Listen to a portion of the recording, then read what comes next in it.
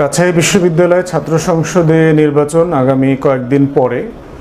তো রাকসু নির্বাচনকে কেন্দ্র করে বেশ কিছু ইস্যু ওখানে ডেভেলপ করেছে।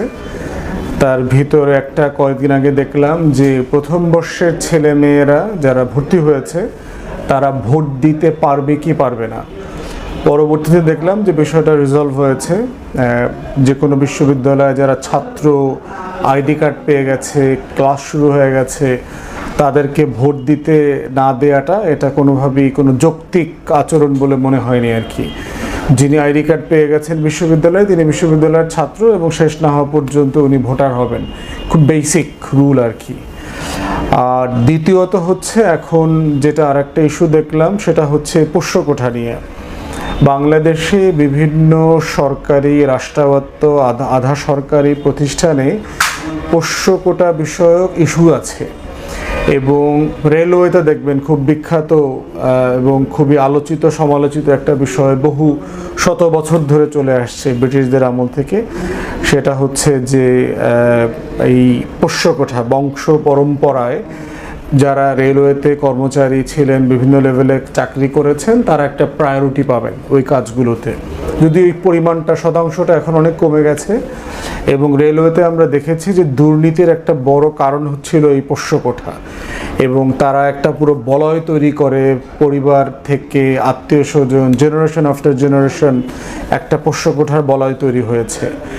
এবং যেহেতু গত বছর এই কোটা বিরোধী আন্দোলন, বৈষম্যের আন্দোলনটা ছিল, ঠিক একই রকম একটা ফেনোমেনা এখন রাজশাহী বিশ্ববিদ্যালয় ডেভেলপ করেছে পোষ্য কোঠা কেন্দ্রিক। যে বিশ্ববিদ্যালয়ে যারা কর্মকর্তা কর্মচারী আছেন তাদের পরিবারকে একই ফ্যাসিলিটি পাবেন কিনা এবং সেটা কিসের ভিত্তিতে নির্ধারণ করা হবে। এবং সেটাকে কেন্দ্র করে দেখলাম যে শিক্ষকদেরকে হেনস্থা করা, অপমান করা, প্রো ভিসি মহোদয় যিনি আছেন ওনাকে ধাক্কাধাক্কির ঘটনাও দু একটা দেখলাম। এরকম একটা ঘটনা বিশ্ববিদ্যালয়ে আমরা দেখেছি, চট্টগ্রাম বিশ্ববিদ্যালয়ে ভিসির সাথে কিছু ছাত্ররা খুবই অসম্মানজনক আচরণ করছেন। ডাকসুতে দেখলাম গণেশ একটা ছেলে, সে টেবিল থাপড়ায় আঙ্গুল উঠায় উঠায় কথা বলতেছে ভিসির সাথে। এখানে দেখলাম যে প্রভিসিকে ধাক্কা দেওয়া হচ্ছে। এরপরে কয়েকদিন আগে আইন শৃঙ্খলা বাহিনীর সিচুয়েশনে করে চিটাগংয়ে দেখলাম প্রক্টর, প্রভিসি অনেকে আহত হয়েছেন। একটা বিষয় আমাদের মাথায় রাখা দরকার যে অন্যায্যতার বিরুদ্ধে প্রতিবাদ করবার অধিকার আমাদের সবার আছে। যে কোনো আচরণ, যদি বিশ্ববিদ্যালয় প্রশাসন হোক, সরকারের যে কোনো লেভেলের হোক, প্রশাসনের হোক, সেইটার ব্যাপারে আমরা কথা বলবো, প্রতিবাদ করব, যত কিছু বলা যায় যৌক্তিকভাবে সেটা সব কিছু করব। কিন্তু শিক্ষকদের সাথেও শিক্ষকরা অন্যায্য আচরণ করলে সেটারও প্রতিবাদ করতে হবে। কিন্তু সেটা কোন লেভেল পর্যন্ত গ্রহণযোগ্য? তার গায়ে হাত তোলা, বেয়াদবি করা, অভদ্র আচরণ, এইটা আমাদের কাছে মনে হয়েছে কোনোভাবেই গ্রহণযোগ্য হতে পারে না। কোনো শিক্ষকের সাথেই ছাত্রছাত্রীদের এই সম্পর্ক এই পর্যায়ে যাওয়ার সুযোগ নাই। শিক্ষকদের সাথে বেয়াদবিমূলক আচরণটা হচ্ছে আমাদেরকে বারবার শুধু ছাত্রলীগকে মনে করায় দেয় যে যা কিছু বেয়াদবিমূলক সেটাই হলো ছাত্রলীগ। অতএব সেই জায়গাতে যে যে সংগঠনের ছেলেমেয়ে হোক অথবা কোনো রাজনৈতিক না হোক, সাধারণ ছেলেমেয়ে হোক, শিক্ষকদের সাথে বেয়াদবি করবার ব্যাপারটা কোনোভাবে গ্রহণযোগ্য হতে পারে না। তাই আমাদের বক্তব্য খুব পরিষ্কার যে পক্ষে হোক বিপক্ষে হোক, একমত হই দ্বিমত হই, অন্তর্বর্তীকালীন সরকারের ব্যাপারে যদি হয় আমরা কন্টিনিউয়াসলি তাদের সমালোচনা করছি, পুলিশের বিরুদ্ধে আমরা কথা বলছি, আমরা আমলাদের বিরুদ্ধে কথা বলছি। এর মানে কি এইটা যে রাস্তাঘাটে লোকজনকে পাইলে তাকে তার গায়ে হাত তুলতে হবে? ইভেন ধরেন পুলিশের সবচেয়ে ক্রিমিনাল টাইপ একটা বেনজির টাইপ লোক অথবা মনির হারুন টাইপের লোক পাইলাম, আমরা তাকে কি করব? রাস্তাঘাটে মানে সবাইকে জড়ো করে চটথাপ্পড় দিব, মারামারি শুরু করব? এই প্রসেসে গেলে তো রাষ্ট্র থাকবে না। ঠিক একইভাবে সকল লেভেলে প্রশাসনে যে কোনো গ্রিভেন্স ডিল করবার একটা মেকানিজম থাকা দরকার, যে আমি কিভাবে প্রতিবাদ করব, প্রতিবাদের প্রসেসটা কি, এটা কিভাবে রিজলভ হবে, এটার প্রোটোকল কি, এবং এই প্রোটোকলের ব্যাপারে সকল লেভেলের স্টেক হোল্ডারদেরকে ওই ইনস্টিটিউশনে ট্রেন করা দরকার, যে আমরা এই দ্বিমতগুলোকে কিভাবে অ্যাড্রেস করব। এটা না করলে যেটা হবে, মানুষ সহিংস হয়ে যাবে অহিংস থেকে, এবং এই সহিংস হওয়ার প্রসেসে যেটা হবে, পুরো প্রশাসন এবং একটা পিসফুল এনভায়রনমেন্ট কলাপস করবে আলটিমেটলি।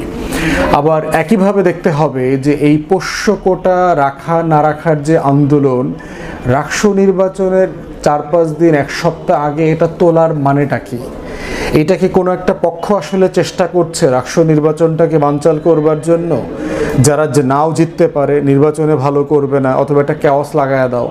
ডাকসুতে নির্বাচনের আগে আমরা এরকম দেখেছি যে এর প্রার্থিতা চ্যালেঞ্জ করা হচ্ছে, ও ভোটার কিনা, ওর ভোটার বাতিল করার আন্দোলন চলতেছে। জাকসুতে দেখলাম একই রকম করে মামলা মোকদ্দমা করবার চেষ্টা করা হচ্ছে। তো পোষ্যকোটা আন্দোলনটাও কি রাকসুতে এমন কোনো ফেনোমেনা কিনা, যেটা চাকসুতে দেখলাম এর আগে গ্রামবাসীদের সাথে ব্যাপক মারামারি আন্দোলন হয়েছে? অতএব সেই বিষয়গুলো আমার মনে হয় যে মাথায় নেওয়া দরকার। আমি যেটা বোধ করছি যে এই মুহূর্তে রাজশাহী বিশ্ববিদ্যালয়ের যিনি ভিসি মহোদয় আছে, ওনার একটা আহ্বান জানানো দরকার যে রাষ্ট্র নির্বাচন পর্যন্ত সকল পোষ্যকোটা রিলেটেড পক্ষে বিপক্ষের আন্দোলন সাসপেন্ডেড থাকবে। নির্বাচনটা হয়ে যাবে, নির্বাচন হবার পরে প্রশাসন সেখানে মনোনিবেশ করবে, একটা কমিটি করে দেওয়া হোক। এই কমিটিটা এটা যাচাই বাছাই করবে, পোষ্যকোঠার পক্ষে বিপক্ষে যুক্তিগুলো কি আছে সেগুলো বিবেচনায় নিয়ে তারা সিদ্ধান্ত নেবে। কিন্তু এই মুহূর্তে আমার মনে হয় যে টোটাল অ্যাডমিনিস্ট্রেশনের ফোকাস হওয়া দরকার রাষ্ট্র নির্বাচনটা দৃষ্টান্তমূলকভাবে একটা সুষ্ঠু ভালো নির্বাচন করা। এইটা হচ্ছে আমাদের পরিকল্পনার প্রাইম জিনিস হওয়া দরকার আমাদের কাজ করবার ব্যাপারে।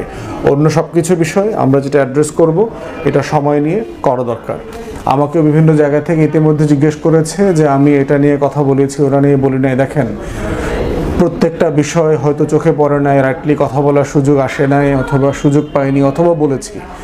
মূল বিষয় হচ্ছে এগুলো হচ্ছে বটম লাইন, যে আমরা কোন কোন বিষয়ে কোন পর্যন্ত যাব। প্রতিবাদের একটা ভাষা, ফ্যাসিবাদ বিরোধী আন্দোলনের সময় যেই লেভেলের ভাষা অথবা যেই ধরনের প্রতিবাদ কর্মসূচি আমরা করেছি, সেটা কি এমন একটা সরকারের সময় যেই সরকার প্রশাসন আমাদের ফ্রেন্ডলি এবং আমাদের পক্ষের, তাদের ব্যাপারে আমরা সেটা করব কিনা, এই ব্যাপারেও আমাদেরকে কনটেক্সচুয়ালি মাথায় নিতে হবে, বিবেচনা করতে হবে। ধন্যবাদ।